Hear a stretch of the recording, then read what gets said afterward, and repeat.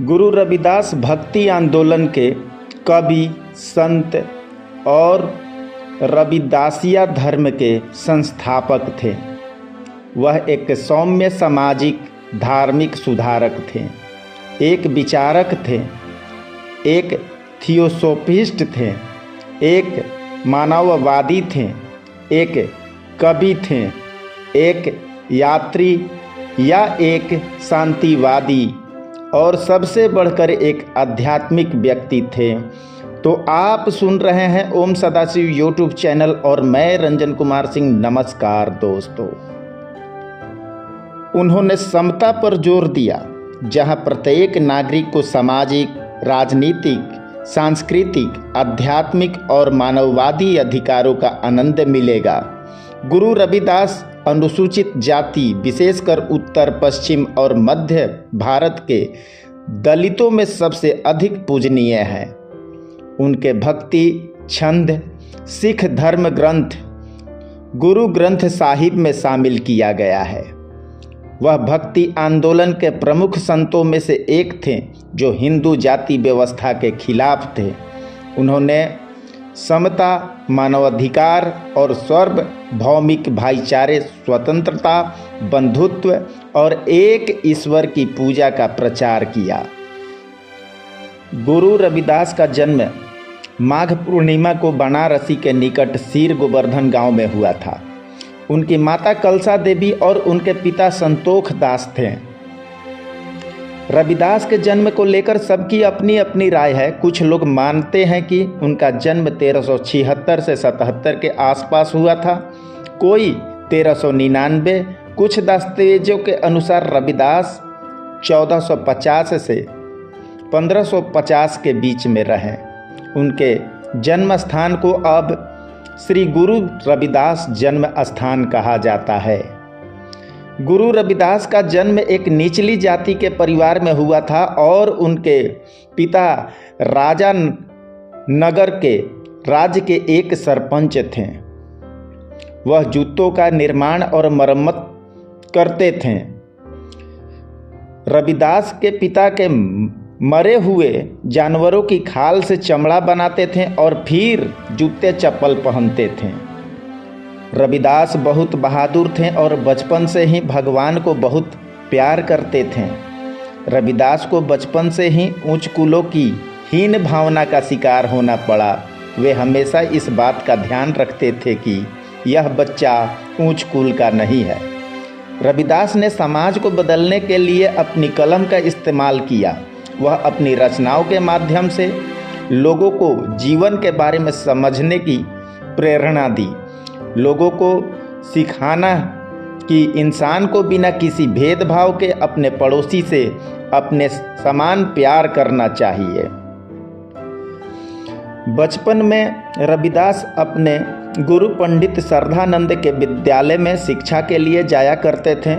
कुछ समय बाद ऊंची जाति के लोगों ने उन्हें स्कूल जाने से रोका। हालांकि पंडित श्रद्धानंद रविदास की प्रतिभा को जानते थे। वे समाज में ऐसी तुच्छ बातों में विश्वास नहीं करते थे। उनका मानना था कि रविदास भगवान द्वारा भेजा गया एक बालक है। जिसके बाद पंडित श्रद्धानंद रविदास को अपनी ही पाठशाला में पढ़ाने लगे। वह एक बहुत ही प्रतिभाशाली और होनहार छात्र थे।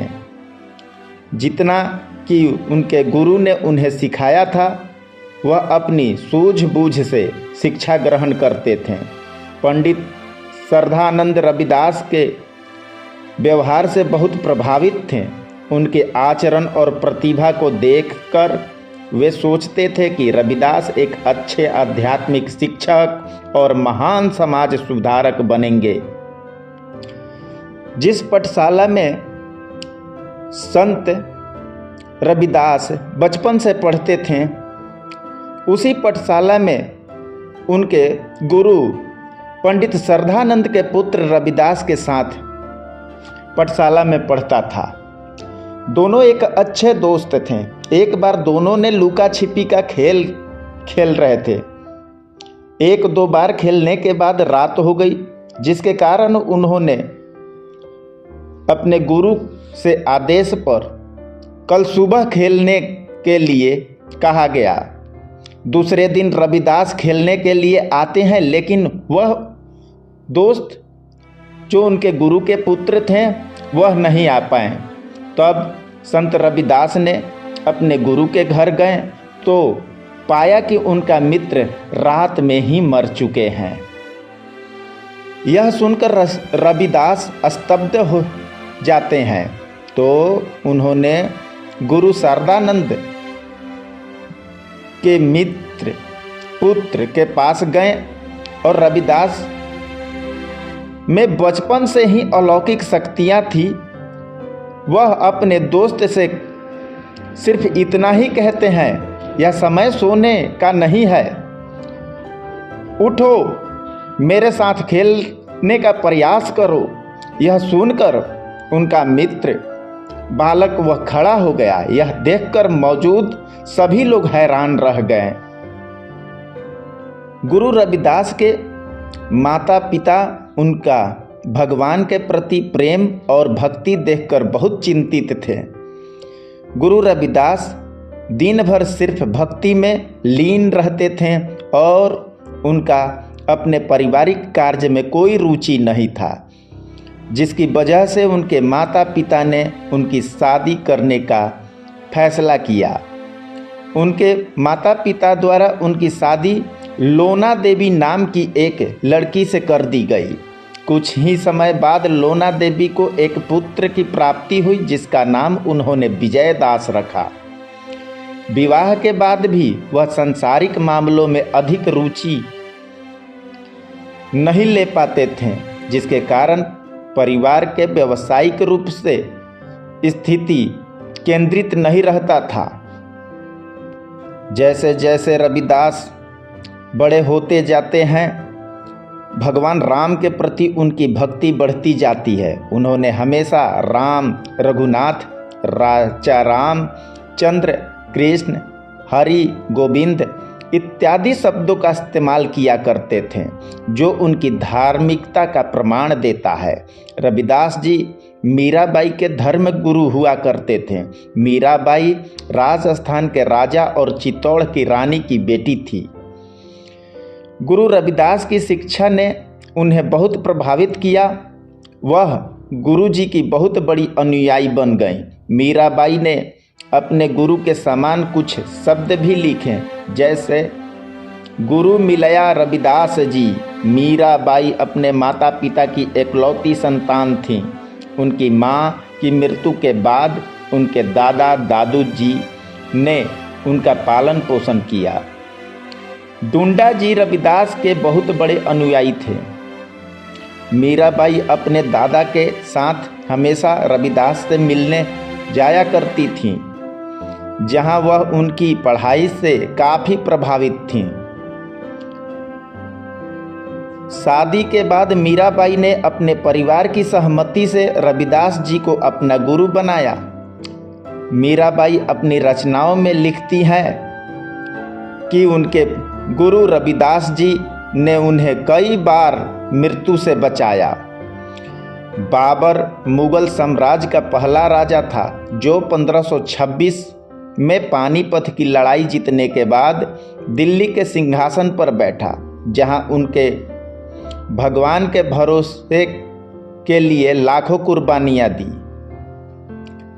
वह पहले से ही संत रविदास की दिव्य शक्ति से परिचित था और फैसला लिया कि एक दिन वह हुमायूं के साथ गुरुजी से मिलेगा। वह वहां गया और गुरुजी के सम्मान करने के लिए उनके पैर छुए। गुरुजी ने आशीर्वाद देने के बजाय उन्हें दंडित किया, क्योंकि उन्होंने लाखों निर्दोष लोगों को मार डाला था। गुरु ने उन्हें गहराई से समझाया कि जिससे बाबर बहुत प्रभावित हुआ और उसके बाद संत रविदास के अनुयायी बन गए और दिल्ली और आगरा के करीब ही की गरीबों की सेवा करने में समाज सेवा करने लगा। एक बार की बात है, जब संत शिरोमणि रविदास जी के गांव वाले सभी गंगा स्नान के लिए जा रहे थे, तब इस गंगा स्नान में संत रविदास को आने के लिए निमंत्रित किया गया, लेकिन संत रविदास जी ने मना कर दिया, क्योंकि उस दिन रविदास जी ने किसी को जूते बनाकर देने का वचन दिया था। इस दौरान रविदास जी ने कहा कि यदि मैं गंगा स्नान के लिए जाऊं तो मेरा वचन बार बार मुझे याद आता रहेगा और मेरा मन इस वचन में पड़ा रहेगा।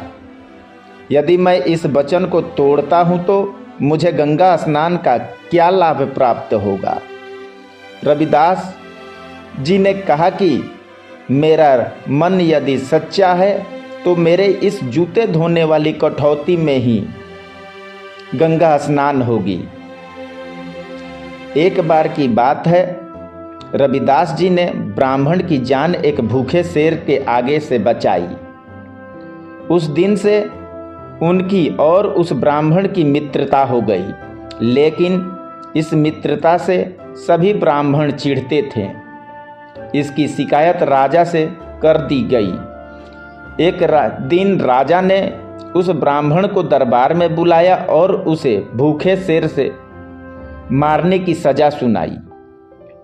फिर ब्राह्मण को भूखे शेर आगे छोड़ दिया गया।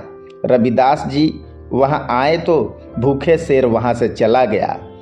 इस घटना से सभी लोग और राजा को शर्म महसूस हुई और उन्होंने रविदास जी को एक आध्यात्मिक शक्ति के रूप में महसूस किया। उस दिन के बाद से उनका अनुसरण करना शुरू कर दिया। रैदास कबीर के समकालीन थे। रामानंद गुरु के 12 शिष्यों में से रैदास और कबीर प्रमुख शिष्य थे। संत कबीर जी और गुरु रविदास जी में एक गहन मित्रता थी। उन दिनों महापुरुषों ने हिंदू और मुसलमानों को एक साथ लाने की कोशिश की। कबीर की तरह रैदास भी कवियों में विशिष्ट स्थान रखते थे। कबीर ने रैदास को संतन के रविदास कहकर मान बढ़ाया। रविदास जी ने धर्म के नाम पर जाति, छुआछूत, रंगभेद जैसे सामाजिक दूषणों को नाबूद किया। उन्होंने लोगों को ईश्वर के प्रति प्रेम की सच्ची परिभाषा समझाई, लोगों को अपने कर्मों का महत्व समझाया। रविदास जी ने मूर्ति पूजा से ज़्यादा अपने कर्मों में विश्वास रखने की बात हमेशा बताई। रविदास जी को भगवान ने पृथ्वी पर असली सामाजिक और धार्मिक कार्यों को पूरा करने के लिए भेजा था। रविदास जी ने आंतरिक भावनाओं और आपसी भाईचारे को ही सच्चा धर्म बताया। रविदास जी का मानना था कि सभी लोगों को धरती पर ईश्वर ने समान अधिकार दिया है। उन्होंने ब्राह्मणों की तरह तिलक लगाना, धोती पहनना और जनेऊ पहनना शुरू किया। इस हरकत से ब्राह्मण वर्ग के साथ साथ शूद्र लोग भी उनके खिलाफ हो गए और उन्होंने राजा को शिकायत कर दी। रविदास जी ने भरी सभा में अपनी छाती को चीरकर कहा कि शूद्र के पास भी लाल खून है। पूरी सभा में उपस्थित सभी लोग शर्मसार हुए और उन्होंने रविदास से माफ़ी मांगी। संत शिरोमणि रविदास जी के पद, भक्ति गीत और अन्य लेखन सिख धर्म के ग्रंथ में वर्णित किए गए हैं। गुरु ग्रंथ साहिब जो 5वें सिख गुरु अर्जुन देव जी द्वारा संकलित किए गए थे, इनकी शिक्षाओं में अनुयायियों को आमतौर पर रविदासिया कहा जाता है। शिक्षाओं का संग्रह जिसे रविदासिया पंथ कहा जाता है। गुरु ग्रंथ साहिब में शामिल किए गए संत रविदास के 41 पवित्र लेखन निम्न है। राग श्री, गौरी, आशा, गुजरी, सोरठ, धनसारी, जेतसारी, सूही, बलावत, गौड़, रामकली, मारू, केदार, भेरू, बसंती और मल्हार। सत्यता, मानवता, ईश्वर की एकता और समाज में समानता लाने के कारण रविदास जी के अनुयायियों की संख्या बढ़ती जा रही थी।